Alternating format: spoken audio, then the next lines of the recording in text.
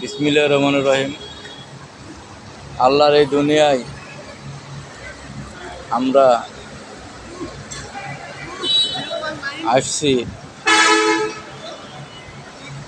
এই দুনিয়াতে আমরা আইসি খালি দুর্নীতির মধ্যেই জড়িয়ে যাই। 2 নম্বরই পথে আমরা সময় ব্যয় করতেছি।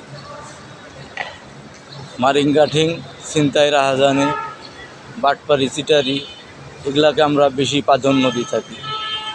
মানুষ আল্লাহ তাআলার কথা মাইনে চলে না।